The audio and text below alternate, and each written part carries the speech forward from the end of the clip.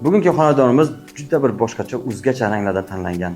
Assalomu alaykum hurmatli bizni obunachlarimiz. Bugungi manzilimiz Samarqand shahar vokzal territoriyasi. Shundoqqina O'zgazol yonida 9 qavatli navasir ekanimizning 3-qavati 100 kvadratdan iborat 3 xonali bez guruhi yangi remontlangan xonadon. Azizlar, videomizga layklarni ayamaysizlar va biz video obzorini boshlaymiz. Xo'p, ko'rib turibsiz, mana bu bizning zal qismimiz. Aytib o'tgandek, ranglarga bitta e'tibor bering. Umuman boshqacha bir chiroyli ranglar tanlangan.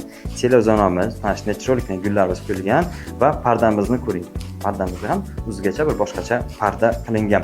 Konditsionerimiz bor, chiroyli biralarimiz bor va mana shunday kattagina lyustramiz ilingan. Azizlar, kirish qismidan davom etamiz.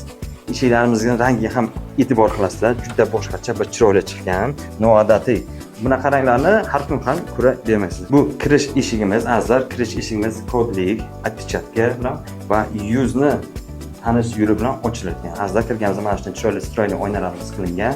Vrachlarimizga alohida e'tibor qilasizlar va yangi yevro montaj qilingan. Xo'p, mana shunday stroyli garderobli shkaflarimiz juda katta va chiroyli oppoqgina qilingan. Azizlar, kirganimizda birinchi o'ng qo'limizda xonamiz bu bizning sanuzelimiz.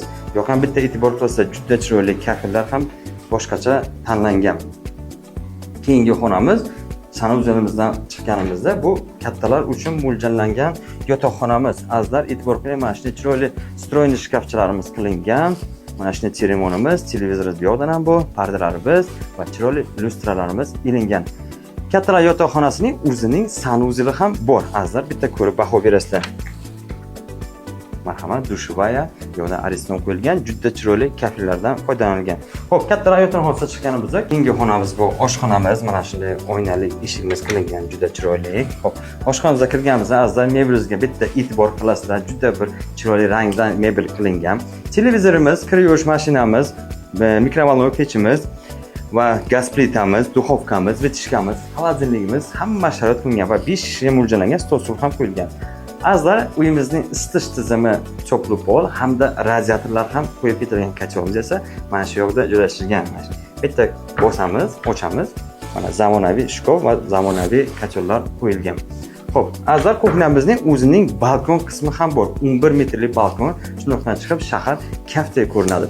Oshxonamizdan chiqqanda keyingi xonamiz bu bolalar uchun mo'ljallangan yotoqxonamiz. Azizlar, bolalar uchun mo'ljallangan yotoqxonamizda ham hamma sharoitlar qilingan. Mana shu chiroyli stroyli shkaflari, divanlarimiz va chiroyli bira lyustralarimiz va o'zgacha pardalarimiz ham ilingan.